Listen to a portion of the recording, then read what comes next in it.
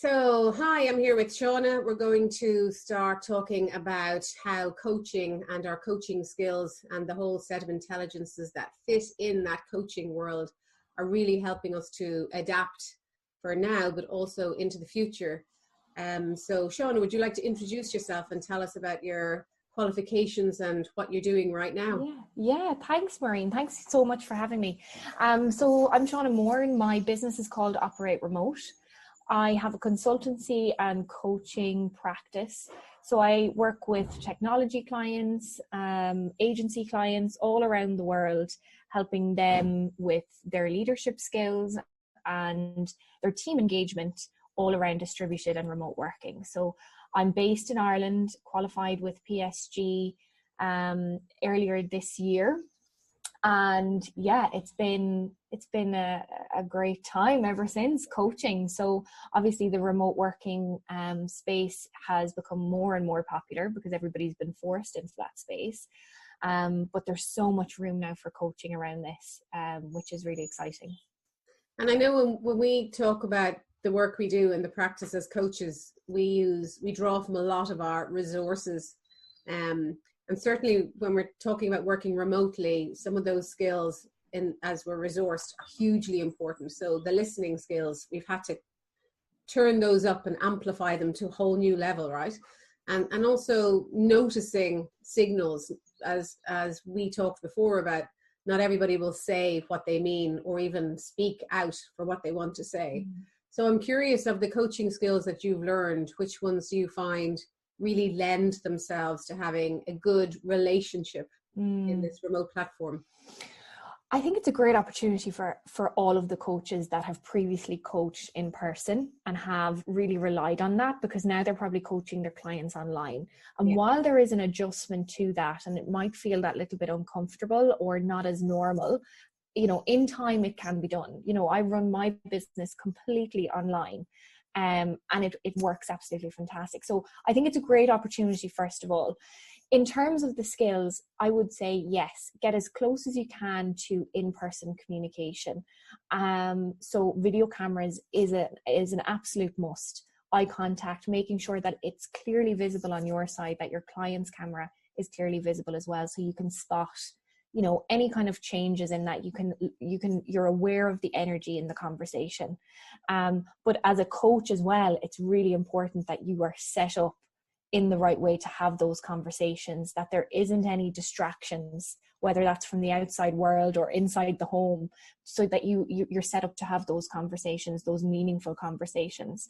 And I think giving your clients the time to check in with them to see, are they comfortable online? Because it's probably going to be new for them as well. So it's making sure that they're as comfortable as possible, that they understand the process and how the coaching process will work online. And they still understand that they're safe, they're in a trusted space, and everything is 100% confidential. But those listening skills for sure need to be turned up. And I think we can only do that best with the video camera on. Yeah, I agree. And we do this piece, as you well know, in coaching, showing up ready to engage.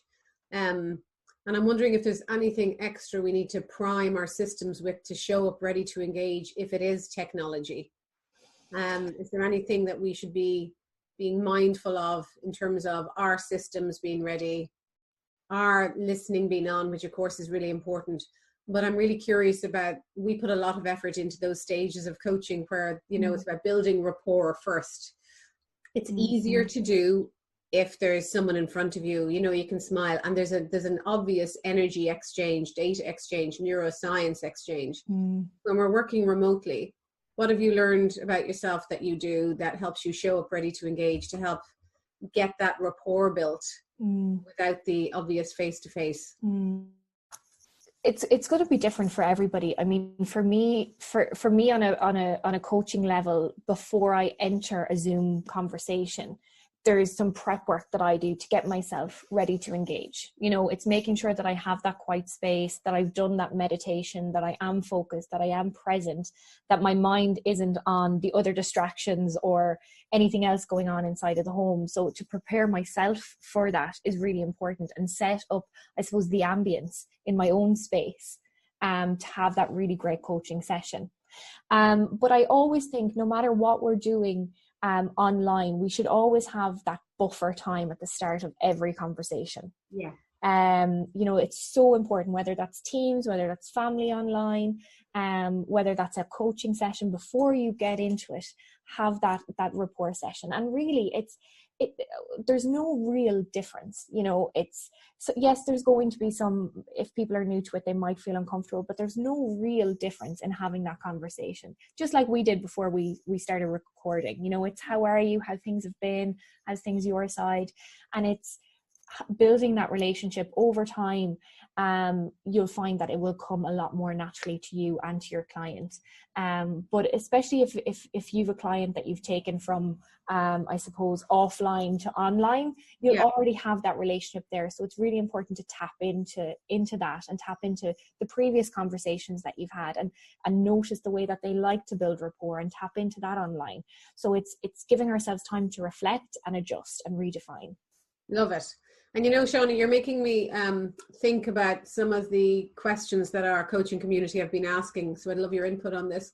So one that came in last week was, if I'm for the first time coaching online now, and my client wants to record it, what's your advice on that? To have a session like this? Say I was coaching you, and you were to say to me, oh, Maureen, you know, just so I can remember, I was thinking of recording it. What would your advice be around that?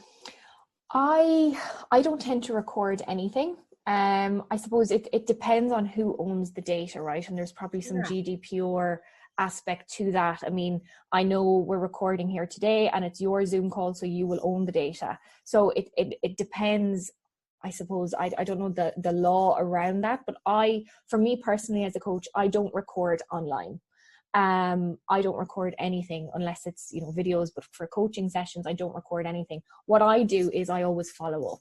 So I follow up with a summary of the session, next steps, etc. So I follow up in that conversation. So they don't need to go back to the conversation and actually revisit the hour and a half coaching session that we've had, because all of the information will be there in the summary. So I tend not to do that.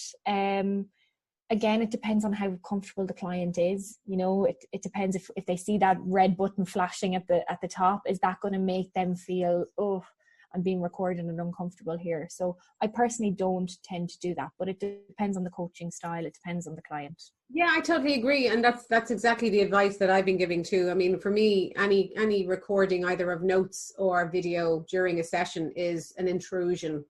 And may be used afterwards, but out of context and without the other flow being worked on. For me, again, and I heard you saying it, it's really about setting up the contract for what to expect from this and how you work as a coach.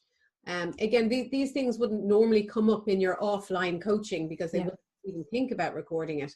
It's just it's some of the kind of nuances that are starting to show up as, oh, that's different. I have to consider that first. Is there anything else that you can think of in terms of the coaching space or consulting space that we need to maybe be ready for from a boundary perspective? Because recording could be breach of boundary for sure. Are there any other boundaries, considering that we're in our home space, we're in our home office, and you know, you and I are very comfortable and we've made it secure and safe to have conversations that are confidential? What about other boundaries? Have you come across challenges around that or good tips around that? Yeah, I suppose it's all of our healthy boundaries are being tested right now, in every sense. From a coaching perspective, I think it's as you said, Maureen, it's setting that contract up at the start. And just because we're at home and online a lot of the time doesn't mean we're always available. So what kind of boundaries are you setting up for yourself around maybe supporting your clients? What healthy boundaries are you setting up for yourself around catering to your clients at different times? Yes, we want to be flexible, but those healthy boundaries are really important. And it's, I suppose, setting that up for yourself to ensure that you are at your best as a coach. And that's one thing that I continue to learn all of the time. It's, I need to be at my very best in order to serve my clients at the best. So it's, what do you need to do in terms of healthy boundaries to set yourself up to feel at your best? So creating those boundaries, setting that contract with the client, making sure that they understand it before you even have a coaching session online, going through that with them, building rapport with them, talking around the process, making sure that they're comfortable, making sure that they know, the time, how to download Zoom, all of that is really important. So that you don't waste time and you don't, I suppose, build tension levels or concerns up in clients before they even get into the coaching room. So it's trying to make them as comfortable as possible too. Yeah, totally agree. I think the other piece you're making me think about is the piece around boundaries, in terms of what I've experienced is, because we are in someone's home and they're in our home, there seems a natural spill of their home life into the coaching.